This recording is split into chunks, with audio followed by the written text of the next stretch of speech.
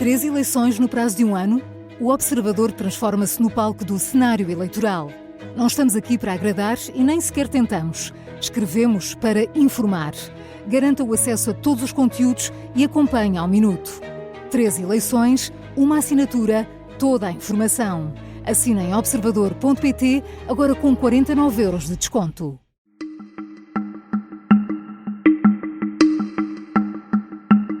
Esta é a história do dia da Rádio Observador. Leão XIV é um progressista ou um conservador?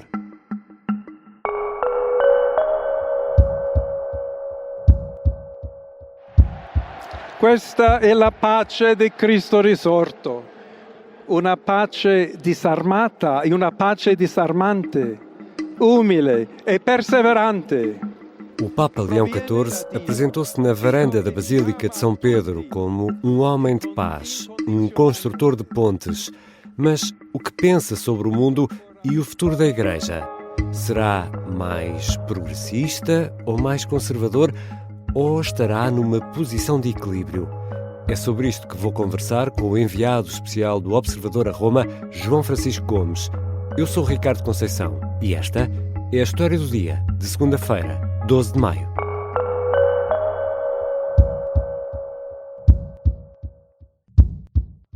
Bem-vindo, João.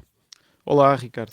João, queria começar esta conversa pelo facto curioso de um minuto para o outro, este senhor, o cardeal Prevost, passa a ser Leão XIV, ou seja, passa de um notável desconhecido para uma das pessoas mais famosas do mundo quando surge à janela. Exatamente, esse processo, esse momento, eu acredito, e só posso dizer que acredito porque nunca passei por ele e penso que nunca hei de passar, que seja mesmo realmente transformador. Aliás, não é por acaso que o Papa, quando é eleito, também muda de nome, não é? Também adota um novo nome, ou seja, é um sinal bastante eloquente até de que há ali uma transformação que acontece. Efetivamente, a generalidade das pessoas do mundo, até à eleição do Papa Leão XIV, a semana passada, não faziam ideia quem era o cardeal Prevost. Mas seguramente que nos próximos dias, meses, anos, toda a gente no mundo, tal como toda a gente sabia quem era o Papa Francisco, vai saber quem é este homem. E isto para a própria pessoa, não é? Que entrou na Capela Sistina com uma vida e saiu de lá com outra, suponho que seja profundamente transformador. Exatamente, e as redações do mundo inteiro mergulharam à procura de informações sobre este homem, perceber quem é, o que pensa, e afinal, João Francisco Gomes, estás aí em Roma, acompanhaste este processo, afinal, o que pensa o Papa sobre, por exemplo, o caminho que a Igreja deve trilhar no futuro? O pequeno discurso que o Papa Leão XIV fez quando apareceu na varanda da Basílica de São Pedro deu algumas pistas. E claramente a principal pista é a de que este novo Papa é essencialmente um homem da continuidade em relação ao Papa Francisco. Ele, por exemplo, menciona a ideia de uma igreja sinodal.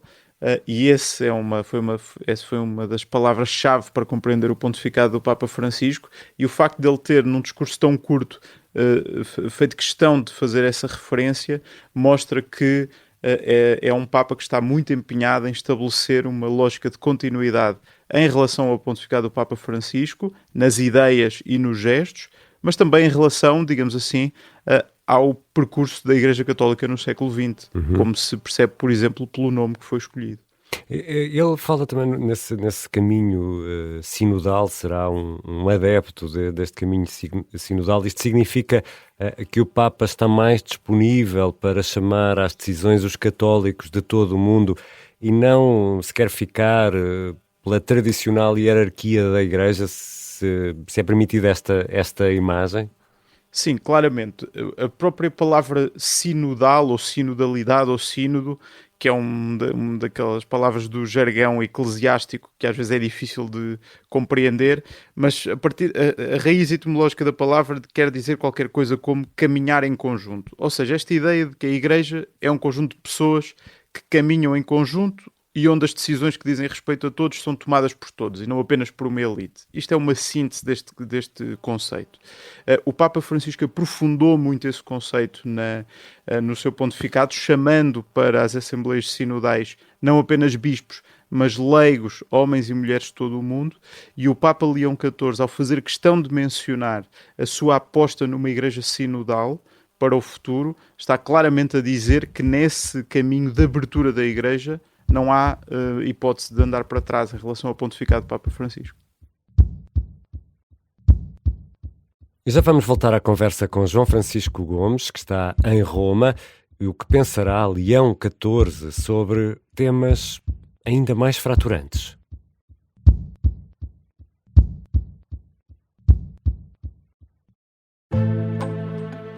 O sargento na cela 7. O homem na cela 7 escapou à morte por pouco. Piratinha do ar. Eu já disse que ele só tem 16 anos. Um espião no Kremlin. Esta é a história escondida de como Putin montou uma teia de poder e guerra. O encantador de ricos. Todos queriam estar com ele, todos queriam ser vistos com ele e todos queriam fazer negócios com ele. Operação Papagaio. Dão-lhe a entender que o melhor é que também fique calado. Matar o Papa. Crono não está só disposto a matar, também está disposto a morrer. Um rei na boca do inferno. A mansão da boca do inferno está cheia de espiões e informadores, por dentro e por fora. São histórias que fazem parte dos Podcast Plus do Observador. Pode ouvir no site do Observador, nas plataformas de podcast e no YouTube. Podcast Plus é mais do que um podcast. Estamos de regresso à conversa com João Francisco Gomes, o enviado especial do Observador a Roma. João Francisco, temos de falar sobre o papel das mulheres na Igreja. Podemos esperar algo de mais reformista deste pontificado de Leão XIV, que agora arranca? Eu diria que, relativamente à questão do lugar da mulher na Igreja, o papel da mulher na Igreja, o pontificado de Leão XIV tem tudo para ser caracterizado também, como dizia no início, por uma grande continuidade em relação ao pontificado do Papa Francisco. Quando nós vemos o que é que o cardeal Prevost já disse sobre esta realidade das mulheres, pode ser fotocopiado, decalcado basicamente do pensamento do Papa Francisco. A perspectiva dele é muito simples. As mulheres têm de estar mais presentes no topo da hierarquia da Igreja, têm de estar mais presentes nos centros de decisão, têm de estar mais envolvidas e têm de estar de igual para igual como batizadas e batizados, como protagonistas da vida da Igreja. Isto é diferente e aqui temos que chegar à grande questão fraturante, que é abrir ou não a possibilidade da ordenação sacerdotal ou pelo menos diaconal para as mulheres. É nisso que todos pensamos também quando falamos do papel da mulher na Igreja, não é? Exatamente, e tal como o Papa Francisco o que sempre disse, o cardeal Prevost também tem sempre dito o seguinte: antes de avançarmos para um momento em que a Igreja Católica já permite a ordenação de mulheres, antes sequer de se pensar nisso, a Igreja tem de fazer um trabalho anterior, que é dissociar o poder e a autoridade das ordens sacras. Ou seja, dizer assim, se as mulheres passarem a integrar a elite clerical, não se resolve o problema à partida, que é continuar a existir uma elite clerical. O que tem de acontecer, dizia o Papa Francisco e tem dito o cardeal Prevost, o Papa Leão XIV, o mais importante é que os cargos de poder e de autoridade possam ser ocupados por leigos e por clérigos, e portanto aí por homens ou por mulheres. E aí haverá já um sinal claro de abertura. Outra das questões também fraturantes, se podemos chamar assim, é em relação aos homossexuais. Como é que o Papa se posiciona em relação a esta matéria?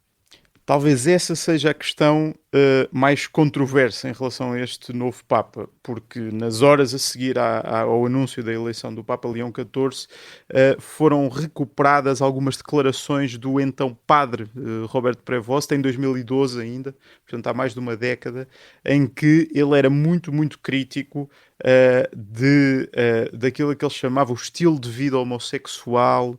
Ele fez um discurso no Sínodo dos Bispos em que acusava os meios de comunicação de massas ocidentais de promoverem um conjunto de crenças e de práticas como a vida homossexual, o aborto, a eutanásia, que eram contrárias ao Evangelho. E, portanto, assim que foi anunciado o nome do Cardeal Prevost como Papa, estas declarações voltaram a surgir nas redes sociais e atraíram muitas críticas em relação a este Papa, como se fosse um prenúncio de um certo recuo em relação ao pontificado do Papa Francisco. A verdade é que as declarações mais recentes sobre o assunto, já do Cardeal Prevost, já não são tão duras em relação a essa matéria. Por exemplo, conversava aqui em Roma com o padre jesuíta James Martin, que é muito conhecido pelo seu trabalho em defesa dos direitos da comunidade LGBT que é na Igreja, e ele dizia: isso foi há mais de uma década e acredito que o Cardeal Prevost, que é um homem que é um bom ouvinte e um homem com muita capacidade de síntese, terá, ao longo desta última década, também evoluído na sua opinião. É algo que vamos ter que esperar para ver. E será este Papa alguém, João Francisco, que, não sei se podemos pôr as coisas assim, mas estará entre Bento XVI e Francisco, ou seja, entre um perfil talvez mais de teólogo e um perfil de um padre mais do terreno? Não sei se podemos pôr as coisas desta forma assim tão simplista. Eu acho que a dicotomia é sempre pouco produtiva neste sentido. Aquilo que eu diria é que nós, na quinta-feira, quando vimos o Papa Leão XIV aparecer à janela, vimos basicamente um Papa vestido como Bento XVI, e isso é um sinal importante, mas a ter um discurso como Francisco, e isto também é um sinal importante. É um Papa que claramente nas ideias e na linha teológica é muito próximo de Francisco. Aliás, foi Francisco que o criou cardeal, foi Francisco que o nomeou para a Curia Romana, era um colaborador muito próximo do Papa Francisco e da estratégia de reforma da Igreja do Papa Francisco, mas ao mesmo tempo é uma pessoa com um perfil muito mais discreto, mais reservado, mais calmo, não agita assim tanto as águas como Francisco fazia, e é capaz, ao longo da sua vida, e isto é muito reconhecido naquilo que quem o conhece diz dele, foi sempre um homem capaz de fazer pontes entre aqueles que estavam a andar mais rápido e aqueles que estavam a andar mais devagar, fazer pontes entre os tais progressistas e conservadores, conseguindo sempre chegar a síntese e a pontos de consenso, e portanto possivelmente aquilo que vamos ter pela frente será um pontificado de um Papa que, pegando nos processos e nos debates e nas reformas avançadas por Francisco, terá uma capacidade mais académica, digamos assim, para as implementar no papel, e isso também é importante. E há resposta para esta pergunta do nosso episódio de hoje: é um progressista ou é um conservador? Talvez o Papa Leão XIV seja um Papa que vai ajudar-nos a todos a transcender essa dicotomia e a, de facto, ao construir pontes entre progressistas e conservadores, dar-nos uma perspectiva diferente sobre a Igreja Católica no mundo de hoje, que é, de facto, feita de tensões e de perspectivas diferentes. Obrigado, João. Obrigado. João Francisco Gomes é jornalista, acompanha a área da religião e é o enviado especial do Observador a Roma. A missa inaugural do Papa Leão XIV, esse momento solene, está prevista para o próximo domingo, 18 de maio. Por cá, os partidos entram na última semana de campanha eleitoral, também com os olhos postos em domingo, 18 de maio, o dia das eleições. Claro que vamos acompanhar tudo na Rádio Observador, numa grande emissão da noite eleitoral. E já esta terça-feira, 13 de maio, a Santa Casa da Misericórdia vai apresentar as contas relativas a 2024. Isto depois de toda a polémica em torno da saúde financeira da instituição. Esta foi a história do dia.